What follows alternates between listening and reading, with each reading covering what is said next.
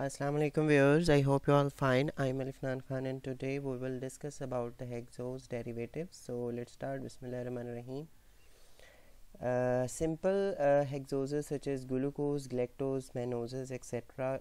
क्योंकि ये simple hexoses हैं, इनको हम पिछले lectures में discuss कर चुके हैं, लेकिन आज हम discuss करने वाले हैं hexose के derivatives को। देखते हैं कि there are a number of sugar derivatives in which hydroxyl group in the parent compound is replaced with another substituent or a carbon atom is oxidized to carboxyl group। अब सबसे पहली जो example है वो है अमाइनो शुगर्स। ये hexose derivative हैं जिसकी एग्जाम्पल है glucosamine, galactosamine and mannosamine. These are the structures of all three amino sugars. और इसमें हुआ क्या है कि जो हाइड्रोक्सिल ग्रुप कार्बन नंबर 2 पे था, यहाँ पे of the parent compound is replaced with amino group, उसको अमाइनो ग्रुप से रिप्लेस कर दिया है।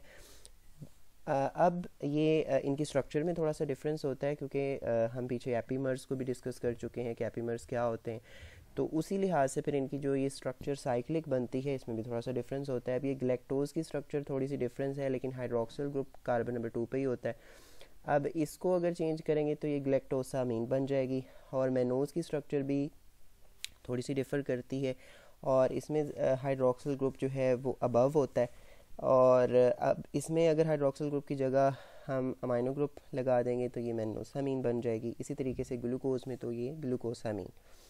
नेक्स्ट ग्लूकोसामीन का भी एक और डेरिवेटिव होता है जिसमें क्या किया जाता है कि जो अमाइनो ग्रुप ग्लूकोसामीन में था, जो हम पीछे डिस्कस कर चुके हैं, अब वो कंडेंस हो जाता है एसिडिक एसिड के साथ और बना देता है N acetyl glucosamine.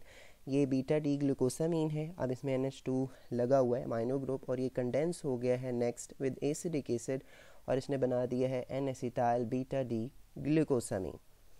Next is deoxy sugars.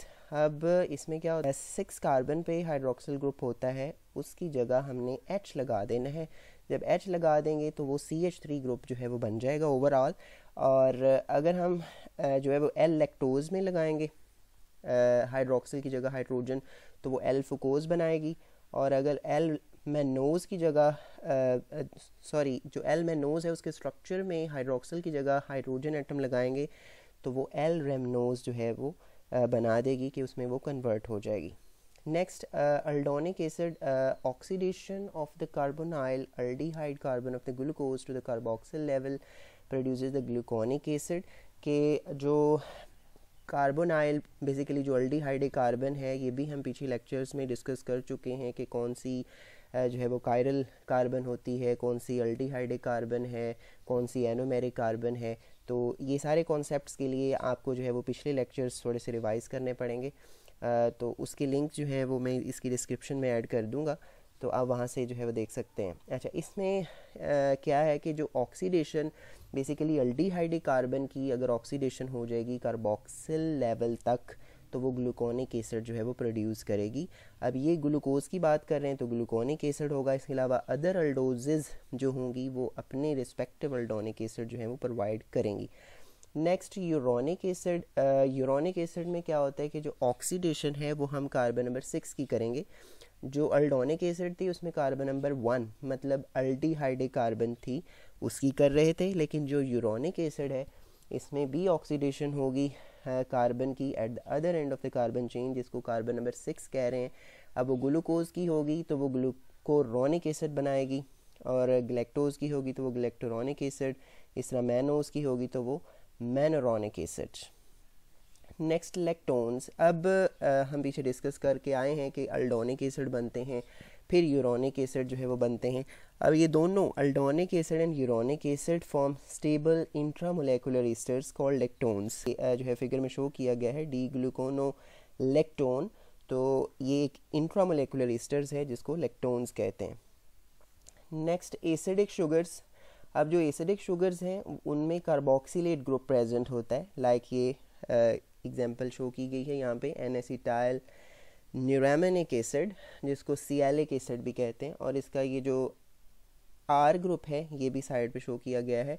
अब इसकी example N acetyl neuraminic acid sialic acid, ये बेसिकली डेरिवेटिव है एन एसिटाइल मेनोसामीन का। नेक्स्ट एसिडिक शुगर्स के भी नेक्स्ट जो है वो डेरिवेटिव होते हैं। क्यों? क्योंकि इस लिहाज से जो कार्बोक्सिलिक एसिड ग्रुप होता है एसिडिक शुगर्स का, वो pH 7 पे आयोनाइज्ड होके कार्बोक्सिलेट्स बना देता है, जिसकी एग्जांपल है ग्लूकोरोनेट, ग्लैक्टोरोनेट एंड सो फोर्थ। इस तरीके से जो है वो शुगर ऐड होती जाएगी, उसके लिहाज से हम इसको जो है वो नाम देते जाएंगे। अब यहाँ पे ये देखें, ये कार्बोक्सिलेट जो है वो बन गया है pH 7 पे, तो इसकी एग्जांपल है beta D glucuronate. Next phosphorylated derivative भी होते हैं। Condensation of phosphoric acid with one of the hydroxyl group of a sugar form a phosphate ester as in glucose 6 phosphate, कि अब ये बीटा डी ग्लूकोज है। अब यहाँ पे ये जो 6 कार्बन के साथ जो है वो हाइड्रोक्सिल ग्रुप अटैच हुआ है, अब यहाँ पर अगर फास्फोरिक एसिड की कंडेंसेशन हो जाए हाइड्रोक्सिल ग्रुप के साथ तो एक ईस्टर बन जाता है, जैसा कि एग्जांपल में दिखाया गया है glucose 6 phosphate. So I hope you get the idea. Thank you so much for watching. अल्लाह हाफिज़।